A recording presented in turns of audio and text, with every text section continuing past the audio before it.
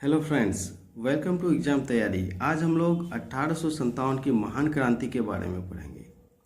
तो वीडियो शुरू करने से पहले दोस्तों हम लोग जानते हैं कि इस वीडियो में क्या क्या पढ़ेंगे।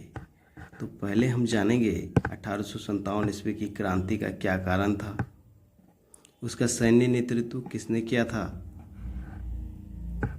इतिहासकारों के क्या कथन थे और सेना का पुनर्गठन को भी समझेंगे। तो वीडियो प्रारंभ करते हैं दोस्तों। तो 1857 की क्रांति का शुरुआत कैसे हुआ? तो इसका मुख्य कारण क्या था? चर्बी वाला कारतूस। 1856 में बंदूकों में बदलाव किया गया। पहले पुराने बंदूक ब्राउन बेस का प्रयोग किया जाता था, अब एनफील्ड राइफल का प्रयोग किया जाने लगा। तो इन बंदूकों के बदलाव के कारण किस तरह से इतनी बड़ी क्रांति की शुरुआत हुई। तो इस राइफल में जो एनफील्ड राइफल का प्रयोग किया जाने लगा, इसमें कारतूस जो प्रयोग किया जाता था वो गाय और सुअर की चर्बी वाला होता था और इसे भरने के लिए पहले मुंह से खोलना पड़ता था।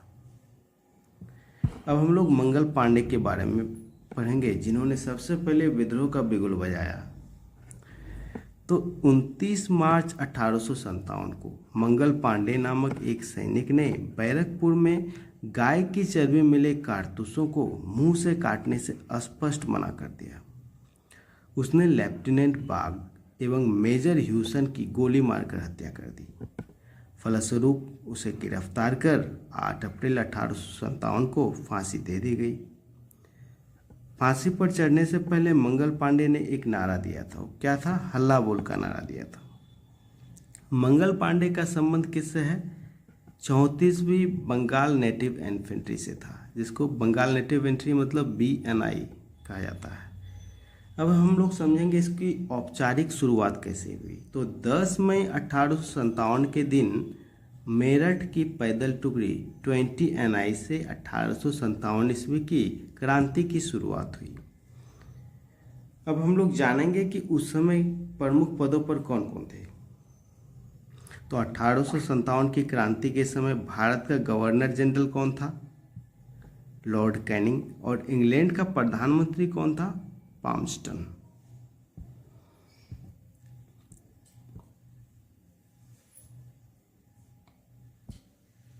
हम लोग 1857 की महान क्रांति के प्रमुख केंद्रों के बारे में पढ़ेंगे और उनका नेतृत्व किसने किया था, और ब्रिटिश के बारे में जानेंगे जिसने इसे दबाया था। तो दिल्ली में भारतीय सेना का नेतृत्व किसने किया था? बहादुर शाह जफर और बख्त खां। इन्होंने इस क्रांति का नेतृत्व किया था।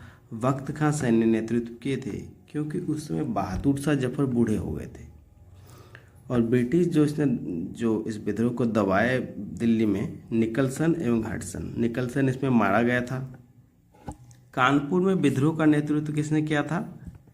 नाना साहब, जिनका वास्तविक नाम धोंडू पंत था, और तात्या टोपे, जिनका वास्तविक नाम रामचंद्र पांडुरंग था। इन्होंने ही सेना का नेतृत्व किया था। इसको दबाने के लिए कैंपबेल कानपुर में विद्रोह को दबाया। लखनऊ में क्रांति का नेतृत्व बेगम हजरत महल ने की।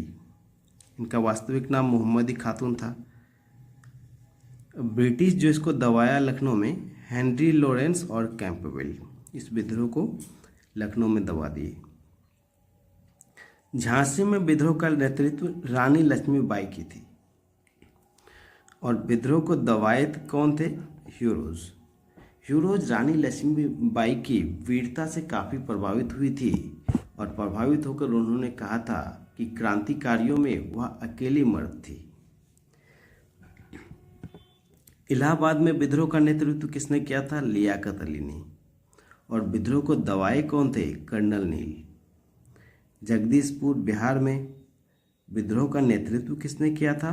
कुंवर सिंह। और विद्रोह को किसने दबाया था? विलियम टेलर और विंसेंट आयट ने। बरेली में विद्रोह का नेतृत्व किया था खान बहादुर खान ने, और इसे दबाया किसने था? हडसन ने। फैज़ाबाद में विद्रोह का नेतृत्व मौलवी अहमदुल्ला ने किया और कर्नल ली ने इस विद्रोह को दबा दिया। फतेहपुर में विद्रोह का नेतृत्व अजीमुल्ला ने किया और जनरल रेनल्ड ने इस विद्रोह को दबा दिया। अब हम लोग 1857 की क्रांति के बारे में इतिहासकारों के मतों को समझेंगे कि किस इतिहासकार ने इसे क्या कहा। तो भारत का प्रथम तो स्वतंत्रता संग्राम वीडी सावरकर ने कहा है। राष्ट्रीय विद्रोह किसने कहा है? डिज़रायली ने। पूर्णतया सिपाही विद्रोह किसने कहा? सर जॉन लॉरेंस एवं सीले ने।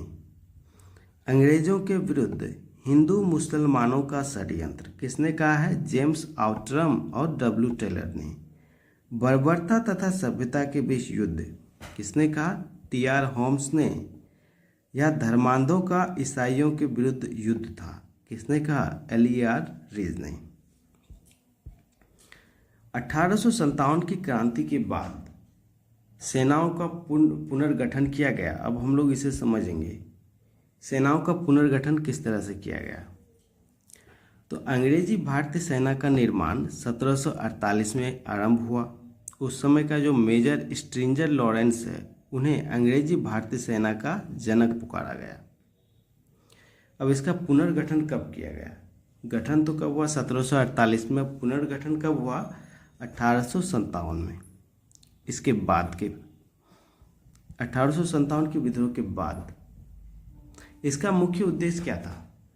तो मुख्य उद्देश्य था कि इस तरह का विद्रोह और न होने देना था। इसके लिए पील कमीशन स्थापित किया गया। पील कमीशन की रिपोर्ट के अनुसार भारतीय सैनिकों की तुलना में यूरोपीय सैनिकों का अनुपात बढ़ाया गया। उच्च सैनिक पदों पर अब भारतीयों की नियुक्ति पूर्ण रूप से प्रतिबंधित कर दी गई, जो पहले से ही प्रतिबंधित थी। अब जो नया अनुपात हुआ उसमें सैनिकों का क्या अनुपात था? तो बंगाल की सेना में यूरोपीय और भारतीय सैनिकों का अनुपात 1:2 रखा गया। बम्बई और मद्रास में यह अनुपात कितना रखा गया? 2:5।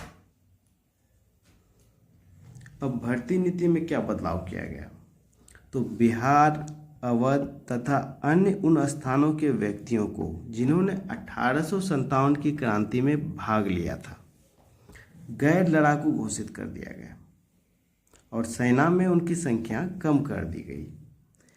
सिख, गोरखा तथा पठानों को जिन्होंने 1857 की क्रांति को दबाने में अंग्रेजों की मदद की थी, लड़ाकू जातियां घोषित कर दी गई और उन्हें बड़ी संख्या में सेना में भर्ती किया गया। उस समय भारतीयों को सेना में ऊंचा से ऊंचा प्राप्त होने वाला पद सूबेदार का था। दोस्तों, आज हम 1857 की महान क्रांति के बारे में पढ़े। दोस्तों, यदि वीडियो पसंद आया हो और मेरी मेहनत को आप पसंद कर रहे हैं तो वीडियो को लाइक कर दीजिएगा और चैनल को सब्सक्राइब कर दीजिएगा। धन्यवाद दोस्तों।